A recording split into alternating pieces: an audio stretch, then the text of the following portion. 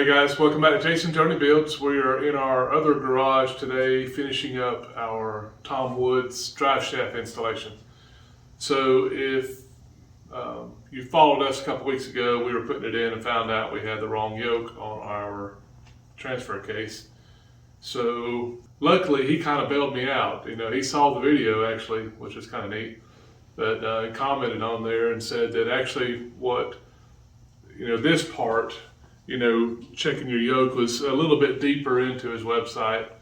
And he said you don't see it that often anymore, but if you're building a 66, 67, this may be something you run into. So I want to finish the video so I can show you guys what to look for, because it was new to me. So I can't say that I'm an expert on it, but I've made the mistakes, so now I'm kind of an expert.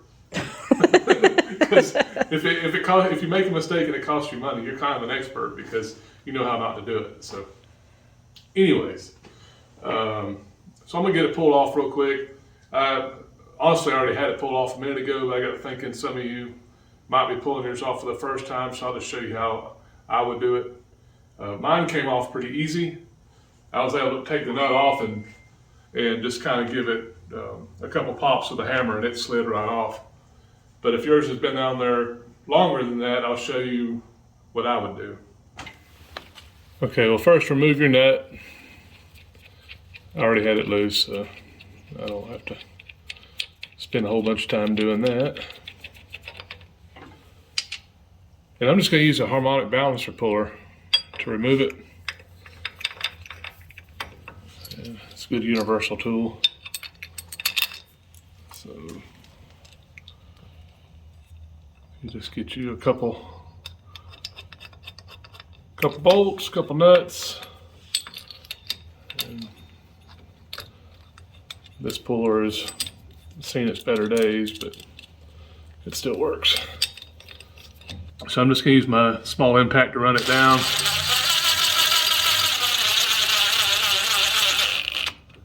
And once that gets tight, you just pull it off. All right, y'all remember, mine was I had already loosened it, and it's been apart recently, so it came off pretty good. So if you have to fight yours a little bit, it is what it is. Just put that constant pressure on it and it'll come off. So I called up Tom's, and this was the Spicer yoke part number. So this is your Spicer yoke and your Cleveland style yoke. So if you look at the bolt spacing, it's much closer on the Spicer, and then the Cleveland, it's got all these more rounded edges and all. So if you look at yours, and yours looks like the one on, well, this one, because all you see is my fingers. This one here, this is a Cleveland style, this is a Spicer. So we're gonna get this thing put on and see if our shaft fits like it's supposed to. Okay, so I'm gonna get all this, what that is sealant for when you put your washer on. You put a bunch of like silicone sealant or RTV around your washer so it won't wick or leak oil from around it. So I just want to make sure I get that cleaned. You see it's in the threads right there. And that just kind of helps keep all this dry, have oil leaks. So you'll have to remove your washer from inside the yoke. So I'm going to take a razor blade and clean all this RTV off of it.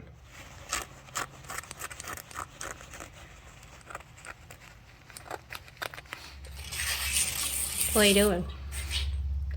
I'm using the concrete to help take this sealant off. It's kind of aggravating.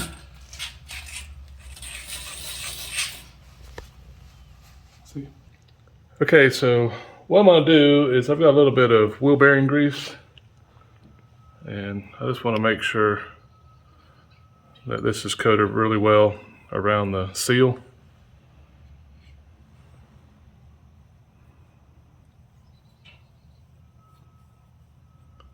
And then I'll put a little bit inside on the splines. All right. Please fit.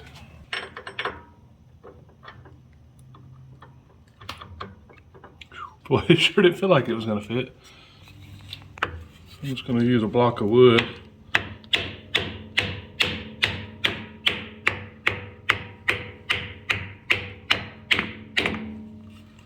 Like that.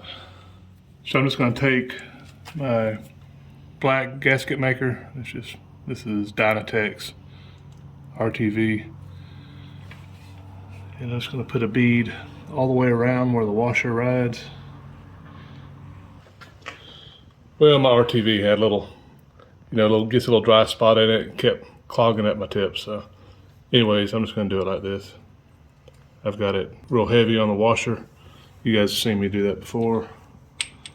And we'll just push it in. We've got our washer in there, so I'm gonna go ahead and run the nut down.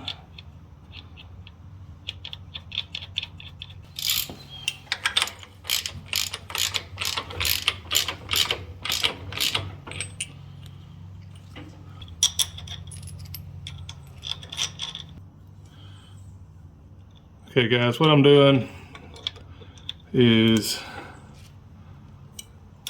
hooking up my chain wrench, basically so I can torque this thing in a second. And I know it looks funny, but you do what you gotta do, and surely you guys improvise too.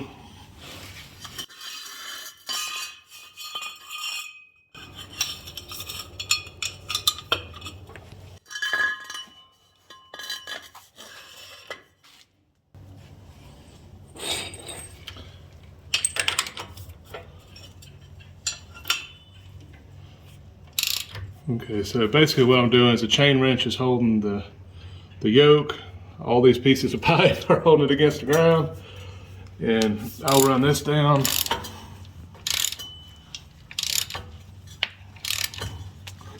And then I get my torque wrench out and we'll torque it.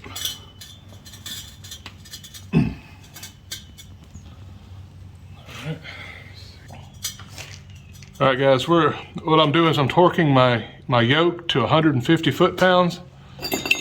And this is very important.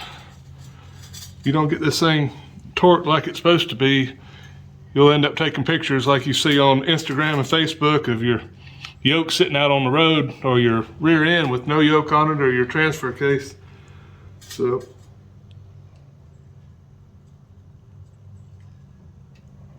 it's 150 foot-pounds. All right, once again, Tom Woods. So let's see if we have better results this week. I sure would like to put this to bed. I need to take my U-bolts back off.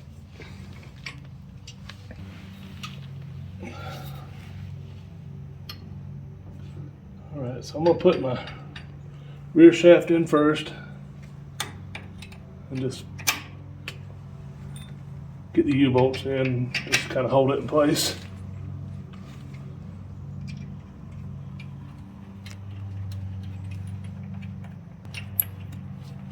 All right. So right now we're completely collapsed. Well, look at that, Joni. That one looks like it might fit. This one's gonna fit.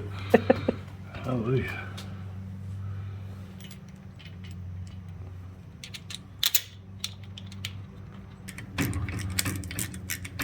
Kind of weird to hear that lawnmower in the background this time of year. Yeah, somebody's always on a lawnmower. Yeah.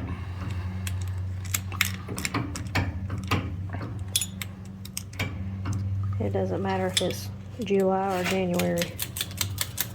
Getting leaves or whatever. Oh, this is a relief.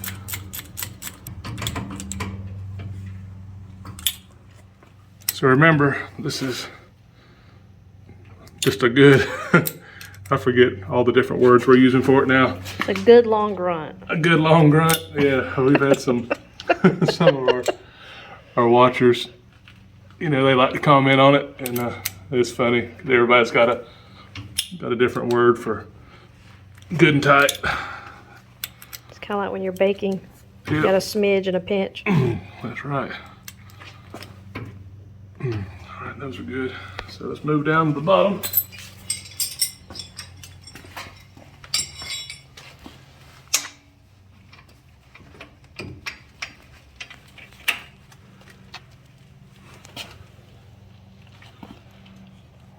Make sure they're both seated well.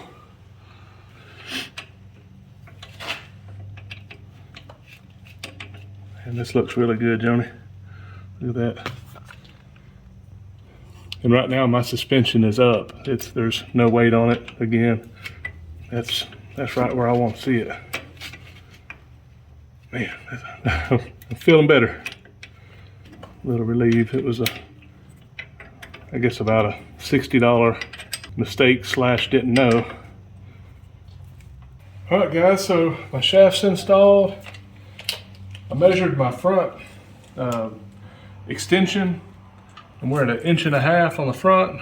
We're at 1 and 7/16, basically 1.5 inches on the rear. I'm really happy with that. We have plenty of room for this thing to flex and move. So, hallelujah, I'm glad that is done. So I can get that off my mind now and move on to the next thing. So you guys remember, if you had a 66 or 67, you may have a Cleveland yoke.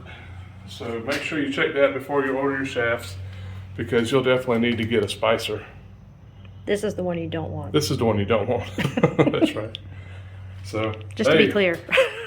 Anybody that is building a original 66, 67 that might want this yoke, if you want to keep it right, I'll hold on to it. Just send us an email. I'll send it to you. I won't charge you anything. You can have it. So I just hate to get rid of specific parts that somebody might want for an original rebuild. So my gift to you. Anyways, if you guys haven't subscribed, please do.